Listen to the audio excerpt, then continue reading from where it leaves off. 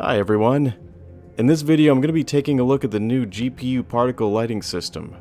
I've also got some first looks to share with you of the newly reworked Vanguard interiors. And I'll be finishing things off by showing you a first look at ORISON, which is the primary landing zone for the planet Crusader.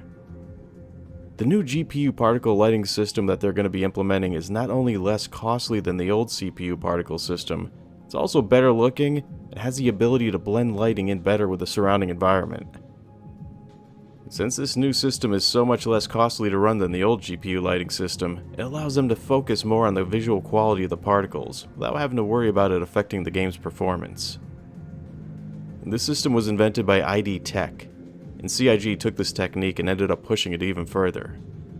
The new lighting system can create some nice volumetric shadows within the fog, and without creating any degradation in the frame rate. This new method they're using for lighting particles can borrow color from any surrounding source, including the lights and from colors that are found within the background.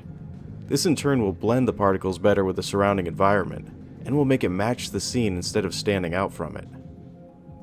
This new system will improve the player's experience by increasing the light's visual quality, while also being less resource intensive. We've also been given a first look at the new interiors for the Vanguard Warden and several of the other variants. The rework was mainly done to accommodate for all the components that need to be physically placed within the ship, which in turn caused a domino effect of changes that ended up being done both to its inner structure and to the exterior model as well. But for now we've been given a nice look at the changes that have been done to the interiors of the Warden, Harbinger, and the Hoplite.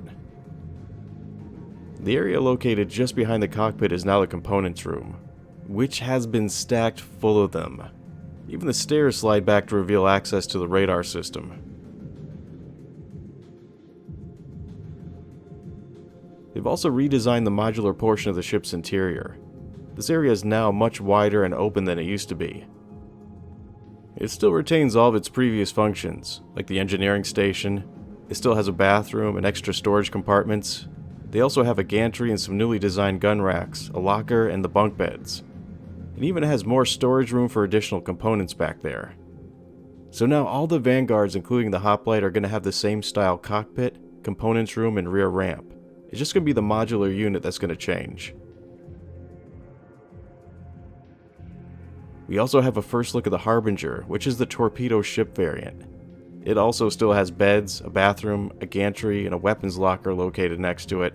And it also has a window that looks into the torpedo bay, where you can see the torpedoes being loaded and deployed from. They've also given us a look at the new interior for the Hoplite. The Hoplite variant introduces a lot more places for storing weapons, and it also now has places for storing your heavy weapons as well. It is now quite literally a floating arsenal.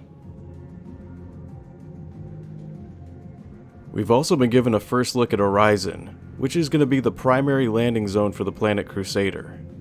The main purpose of ORISON is to act as a shipyard that's responsible for constructing some of the biggest commercial starships that are produced by Crusader Industries.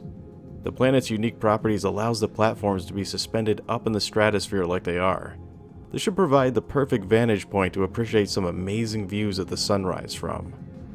It's the perfect blend of space and planet-based physics, which provides a space station-like feel with the beauty of a planet-side environment.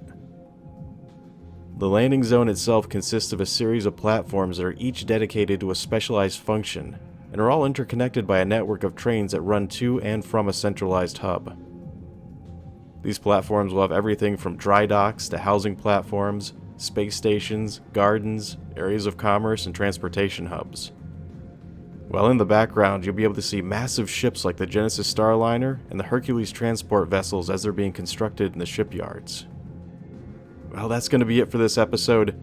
I've been your host, Law of the West. Thanks for watching, and take care.